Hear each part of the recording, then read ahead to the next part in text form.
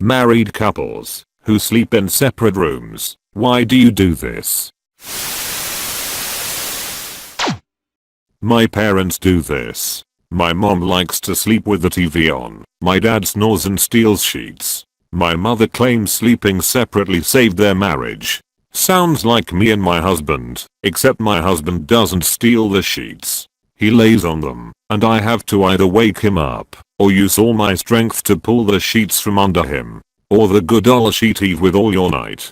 I'm very familiar with this one. My grandma and granddad do. She likes it freezing, and he likes it boiling. Related but not. My grandparents may share a bed, but they do have separate margarine containers. He's a scraper, likes to keep the top of the margarine smooth. She just digs the knife in. They've been married 50 something years, and have had this 2 margarine system for as long as I remember. That's the way to solve those stupid problems. Also, for instance, if one always eats the other's food because they're not hungry enough to order their own, just order a small thing for them anyway and take it home if they end up not eating it. Girlfriend's parents do this. They both snore and do it to get away from each other snoring. I didn't think it was that bad until they talked about having to sleep in the same bed during their trip in Europe. They were at each other's throats because if one fell asleep, the other couldn't. Had a roommate in a hotel that snored so loud we would drag him sleeping into the bathroom and close the door. He seriously sounded like a snoring cartoon. My stepmother's parents took this to a new level. He built a second house next door. They lived next to each other for 20 years before they both passed in a short amount of time. It seemed very odd to me, but it worked for them. At least from an outside perspective. I know images never reflect reality. Not exactly the same, but I had a great aunt and uncle who had some kind of huge disagreement early in their marriage and never spoke to each other again, even though they lived together. They slept in different rooms, and he spent most of his time at home in his garden. She took care of the house, cooked his meals, did his laundry, etc. etc. He went to work and paid the bills. At family gatherings the men would hang out with the husband in one room and the women with the wife in another. They remained married that way the rest of their lives. When he died she was apparently utterly devastated. We are both 41, been married 23 years and sleep in different beds. First half of our marriage we always slept in the same bed. Of course there was the occasional crying kid who wanted mommy to sleep with them, or falling asleep on the couch or somewhere else. About 10 years ago I spent a year working a midnight shift, so I started sleep on our spare bed in the basement. We both realized we had much better sleep separate in our own beds. After I went back to a day shift we went back to sleeping in the same bed and soon realized sleeping apart was more restful. Over time we bought 2 full-size beds and put them in our bedroom, like the old TV shows. It's been great. Edit. So a lot of comments about intimacy. Yeah, we have 6. I'd say every bit as much as we ever did in the past. We've been married over half our life, so we are really good at knowing when fun time is going to happen. Sometimes we sleep in the same bed. There is no rules, we have to sleep separately all the time. Our beds are about a foot apart and sometimes we slide them together, especially when the kids were younger and they'd end up in our room, along with the dog. Edit 2. Yes, we got married at 18. We went to prom together, and girlfriend somehow got pregnant after prom when we stopped for soda. So we got married. My parents slept in separate beds as did my great-grandparents. For my great-grandparents it was a comfort thing. Grandma didn't like not being able to move around the bed at will. She and grandpa loved each other dearly, and she passed not long after he did, because she missed him so much. For my parents it was a couple things. As my dad aged his sleep cycle went weird. He would be able to sleep a couple hours, and then be up half the night, and fall asleep again about the time my mom was getting up for work. Also my mom has sleep apnea and uses a CPAP. It made hella noise back then. Dad was half deaf and the sound still bothered him.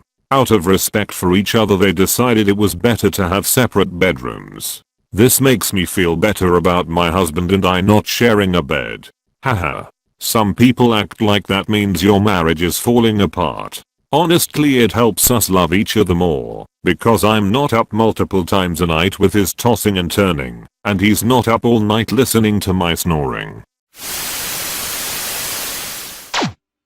My wife has manuscript. One of the primary issues she has is vertigo when I'm in the bed with her. The motion of my breathing / heartbeat / movement really fucks with her vertigo while she sleeps. Also, I snore, so an isolated coil mattress wouldn't quite do it. They aren't total isolation either. You feel movement, or two beds in one room. Also, honestly, it spices up the sex life, adds an element of pursuit and some illicit atmosphere to it. We are sneaking around the house to each other's beds to bang. This sounds encouraging. Every story that I have read so far seems really positive in the sleep section, but I was wondering, what happened with the sexy time? It sounds really cool that it spices up things. Sometimes I have to sleep on the couch cause I get hypersensitive to sound, especially human sound, and don't like the noise his whole existence makes. He gets it luckily. Misophonia. Real thing. It bothered me as a kid, but I really notice noises when I came back from overseas. Hypersensitive now. I'm actually surprised misophonia has not ended up being a reason for a percentage of violent crimes and disorders. I don't believe it's even on the newest DSM. I have misophonia. I don't like the sound of people drinking something or pouring liquid into something. I have to walk out of the room if it's happening because it makes my blood boil. Not exaggerating.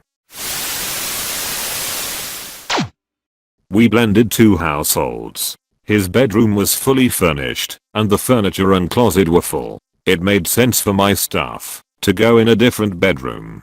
We started out sleeping in one room or the other, but I realized pretty quickly that if I ever wanted to get a full night's sleep, it wasn't going to be in the same bed with him. I've been known to call him a sweating, snoring, slant sleeping son of a bitch after a night of his sweating, snoring, and slant sleeping. We do a your place or mine thing for non-sleeping activities, but for when it's sleepy time. I've been known to call him a sweating, snoring, slant sleeping son of a bitch. Well, that seems a bit harsh. After a night of his sweating, snoring, and slant sleeping. Oh, right then. Sometimes my GF and I sleep in different rooms, and the reasons often differ. Did I eat a big bean burrito earlier? Separate rooms. Just an example. Also, unless your bed is massive, sleeping with someone next to you can make it more difficult to sleep. Yes, sleeping together is romantic, but getting good sleep is more romantic. Surprised I don't see a Bose's big bean burrito joke here. I thought about it, but I actually have the world record on Bose's big bean burrito, and I didn't want to brag. Lol. I do this. I'm an absolute terrible person to share a bed with. I snore like a passing semi-truck and apparently, I'm told, flail wildly in my sleep. When we first got married I kept waking up to an empty bed. She would join me for an hour until I was asleep, then retreat to the couch. After a week or two I got fed up and just went to the couch first. Then started several months of us trading off for the couch. Eventually I just went and bought a twin mattress and tossed it in the office. That became my bed. And when we got a bigger house, I just set up in a separate room. Have you been checked for sleep apnea? A lot of people don't realize they have it or how bad it's gotten until they get hooked up to a CPAP for the first time in a sleep study.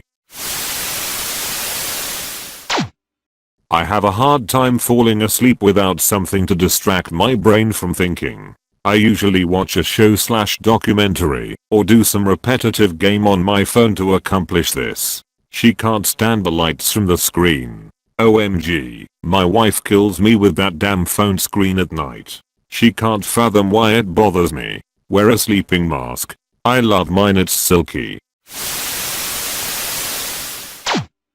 Friends of mine do this. She doesn't like him and feels he's a terrible husband and father. He won't divorce her because it'll cost him his standing in the church, which is the only level of social prestige he has. He's verbally abusive and initially she did it as a wake-up call to encourage him to listen up. It's going on its 4th year.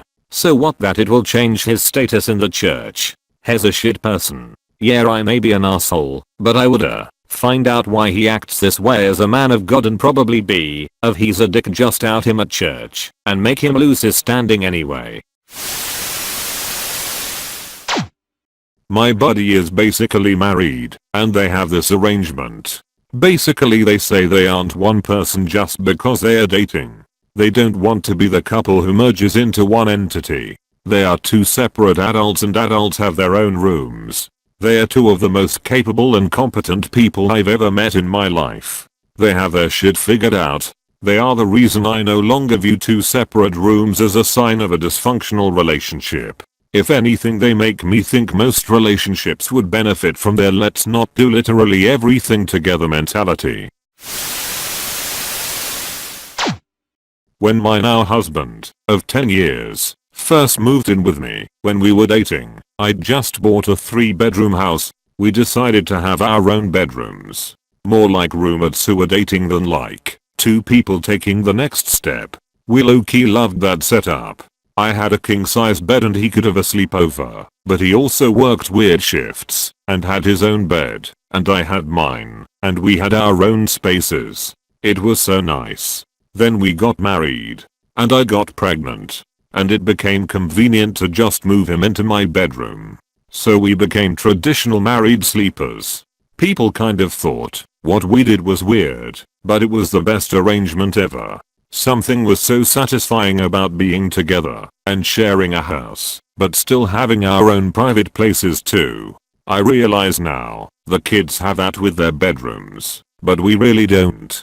I mean, we are fine and things are great, but there is something special about having a room that is only yours. Married people having to share is kind of strange really, if you think about it.